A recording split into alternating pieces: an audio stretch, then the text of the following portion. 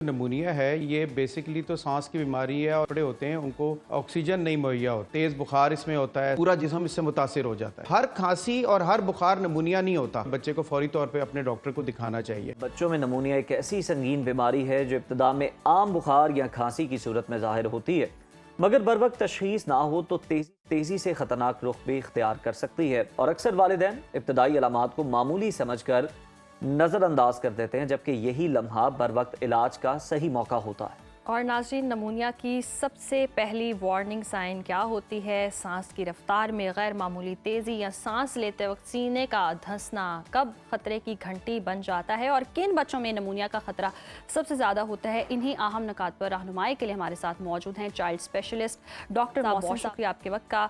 Welcome to सुनो Pakistan. Doctor साहब, सबसे पहले तो बताएं कि बच्चों में नमूनिया को एक खामोश मगर ख़तरनाक बीमारी क्यों कहा जाता है? जी बिस्मिल्लाहिर्रहमानिर्रहीम। पहले तो बहुत शुक्रिया कि आपने अपने प्रोग्राम में मदु किया।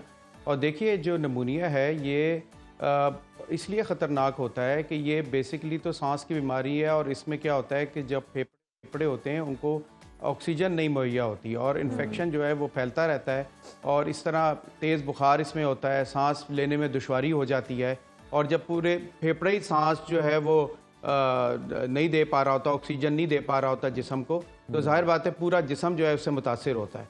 तो इसलिए ये ख़तरनाक हो जाता है क्योंकि पूरे जिस्म में ऑक्सीजन की जो है वो कमी हो जाती है और जब ऑक्सीजन की कमी हो जाए, दिमाग में कमी हो जाए, तो पूरा जिस्म इससे मुतासिर हो जाता है। सही। अच्छा डॉक्टर साहब, वो कौन सी इब्तिदाई अलामात है जिन्हें वालिदैन अक्सर तो हम देखते हैं नज़रअंदाज करते हैं, मगर दर हकीकत वो बहुत ज़्यादा ख़तरनाक होती हैं और वार्निंग साइंस होते हैं?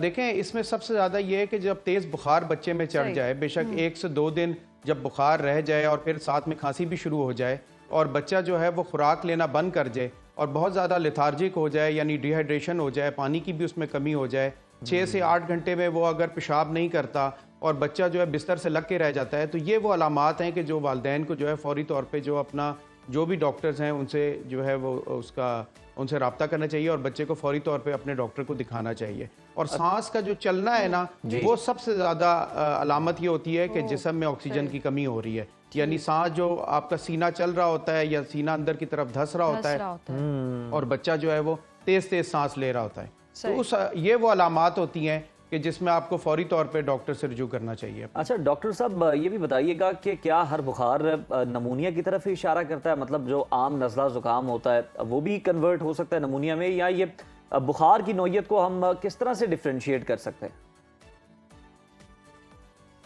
देखें, हर बुखार नमूनिया नहीं होता, सबसे पहले तो ये जान लें।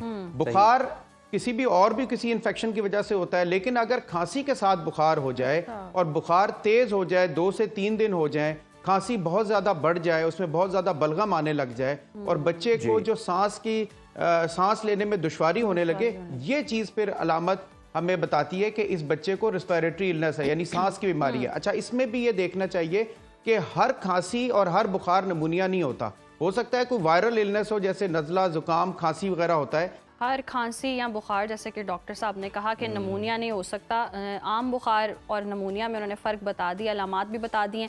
ख़तरनाक अलामात हैं जी, सांस लेने में दुश्वारी होती है, बहुत ज़्यादा रेशा आ रहा होता है, बलगम वाली खांसी होती है, ये अलामात होती हैं और सीना जो है वो धंसना शुरू हो जाता है।